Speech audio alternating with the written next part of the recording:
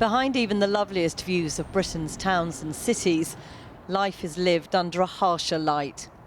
14 million people in the UK are in poverty, according to the Joseph Rowntree Foundation. 4 million are children.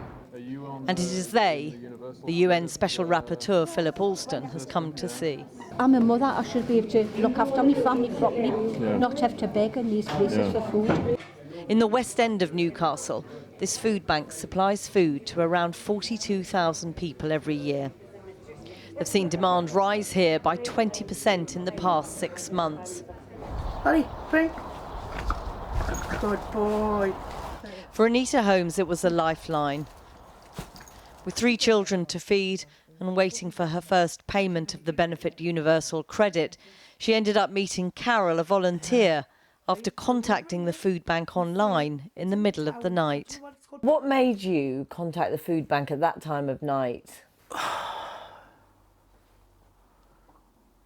I'd sat and thought about it for about a week or something, and you've got pride, you know what I mean? You don't want to have to ask for help. I had nothing, literally nothing. Couldn't get help from nowhere. Rang the dole, nothing. Wouldn't give you advance payment. Not their problem. Go to the council. Kind of the council have got now. There's just no help. No, if you lose your job and you go on universal credit, you're knackered. They just don't help you. Anita and her children have to use the food bank once a month. Tell them about Riley when he came to food bank and he got that pasta. Oh, he was so excited, wasn't he? Yeah. So he's 7? Yeah, just little things, isn't it? And then it's Carol, who's only come to support Anita, who begins to cry. If you saw him, it's the most gorgeous little boy, and it was just his little face. You'd think it was Christmas morning and he had 3 pasta dishes in front of him. And that's what he was delighted with. Absolutely thrilled. And I just looked and I thought, is that all it takes to put a smile on your face? It shouldn't happen. He should, you know, that should be normal for him. Why does it upset you so much? It upsets me so much because I've been that close. And if it wasn't for my mum, my friends... That's my master lifesaver. But I never got to where Anita is, but it was days away. England and Essex was also one of the stops on Professor Alston's tour. Twice deemed the most deprived neighbourhood in Britain. Just this month, a picture of the village used by Republican campaigners in the US as a vision of economic Armageddon. The council say things are improving, but there is a long list of needs here. And people were glad to make their case in front of the UN rapporteur in a packed meeting hall last night. As soon as I moved into Jaywick, I was put into a bubble. I had lost friends and I was labelled Jaywick scum. Most of the time I was scared to tell people that I lived in Jaywick because people always stereotyped it as a place of nothing, a place of crime and a place of drugs. I couldn't even put Jaywick on my CV because I was scared of being turned away. Then Erin, a former journalist married to an NHS manager, told how she had a brain hemorrhage, aged just 30. I needed full-time care, as did my child. My husband was forced to give up work, and he became my full-time carer. I have been forced to live on virtually full-time bed rest for the last 10 years. Suddenly, we were not a middle-class, 2-income household. We were living on disability benefits. Now needing a private rented home, like many benefit claimants, she's finding landlords won't let to them. I do not know where I will be putting my 12-year-old son to bed soon. And I can think of no other minority group that landlords are legally allowed to ban from their properties outright. Tracy Whittenstall was one of the people who met Philip Alston when he was in Newcastle. At one point they came to the house with an eviction notice. And at that point I was just like, do what you want. Yeah. Like, I've got nothing else to give. Tracy, who lives with her 2 sons, says the problem with Universal Credit when she first transferred over left her waiting nearly 10 weeks for payment. When people say, you know, I had nothing, there are those who just don't believe that it was nothing. They say, well, they don't mean nothing, but... No, literally nothing. The payments I received were child benefit weekly, which was £34.40, and that's what we lived on for those 10 weeks. £34.40 a week for a family of 3. It was bread or bus fare. It was milk or bus fare. You know, I didn't have cups of tea because the little one wanted a glass of milk. That is, you'd never think that is how people would live, but that's what I live like. I was forced to live like that. I had no choice. And how important do you think this mission by the UN rapporteur is? Do you think it's important? I think it's very important. I think it's important for people like me that someone is fighting a little bit in your corner. I've said it all along that it's kind of just get on with it.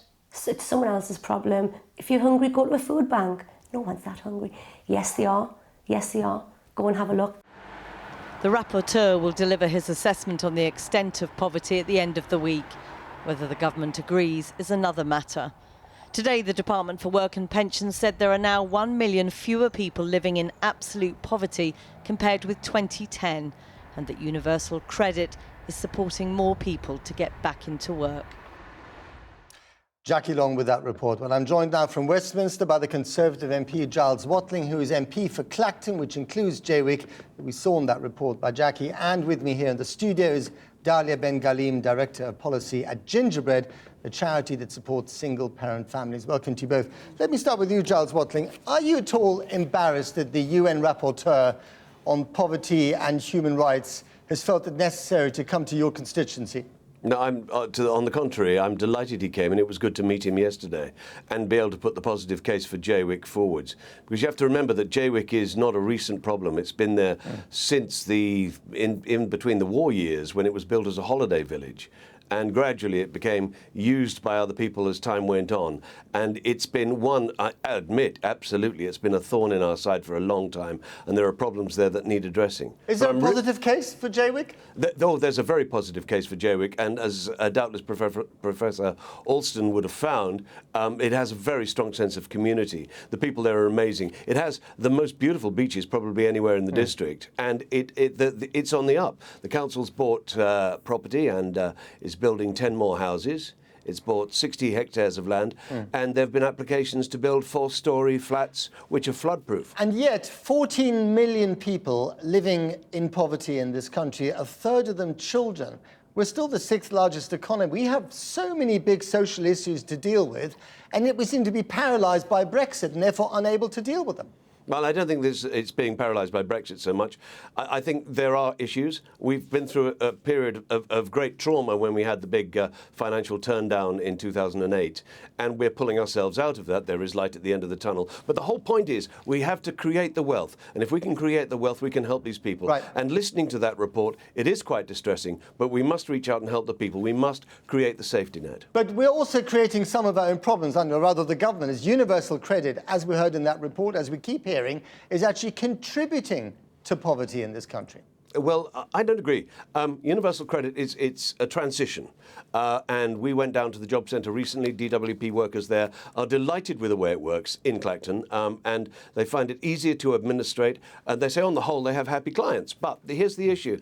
There have been glitches. That's admitted. It's being rolled out in Clacton now, and the government's injecting another £4.5 billion to make sure those glitches don't happen, and they shouldn't. OK. Dalia Ben Galim, you just heard what he had to say there, the MP for Clacton. Do you buy what he's saying? Well, I mean, I certainly think that there's positive cases in some places. I mean, to say that Universal Credit is being plagued by glitches, I think is really problematic. What we hear at Gingerbread from single parents is it's not glitches and it's not the teething problems. We find a system where single parents are plunged into debt when they move on to Universal Credit, waiting a kind of minimum of 5 weeks. Childcare costs they need to pay up front. Many parents are too scared to move into work because the work that's on offer is low pay. It's precarious, it's 0-hour contracts, and so we find that real balance very difficult. And the problem is we're dealing with the working poor, aren't we? A lot of these households have got jobs, they're just not paying enough money. Absolutely. So for single parents, we're seeing record high employment rates, and a third of those families are living in poverty. It's 2018, that really shouldn't be the case when you're in work and doing everything the government expects for you, that your children are in poverty. And yet unemployment is going down. Is it better to be poor or working poor? Well, I think it's the quality of work. So I mean, neither of those situations are good. But I think. But wages could at least go up. I think exactly. Wages can go up, and the system can be better. The system can support families in a much more productive way and a much more constructive way. And at the moment, universal credit is undermining its objective of supporting single parents and many others into work. It's doing the opposite. Do you think it was right for the UN rapporteur to come to this country to look at poverty? I mean, you know, there are plenty of other issues to be looking at around the world when it comes to poverty. There are certainly plenty of other issues, but I think poverty is a real blind spot for many governments. I think poverty, in terms of, you know, you see a very high employment rate, you're right, but what you see underneath that is that the quality of work is poor and wages have stagnated. Giles Watling, I mean, do you think it's right for the UN rapporteur to come to this country? I'm not just talking about your constituency, but to come to this country when he could be going to other parts of the developing world, not the developed world? Well, I think it's absolutely right for him to be coming to this country because, as you quite rightly point out, we're the 5th or 6th largest economy in the world, and we need to look at where the cracks are. But going back to the point of universal credit, the whole point of universal credit is to taper out and help people back into work. There's nothing like having your own job, earning your own money, and the sense of satisfaction that gives you. We're helping people to get there, and that's a wonderful place to be. And yet, if you are working, if you have a job that pays you so little and is so precarious, that's not exactly an enviable position to be in, is it? No, I absolutely agree. I spent 50 years as an actor, and I absolutely understand that situation. But having said that, I really think that the whole point is to help people into work, so people should not go without in order to get work. This whole thing of universal credit is to help people stand up on their own 2 feet and feel that pride that having a good job gives. A debate for another day, I fear.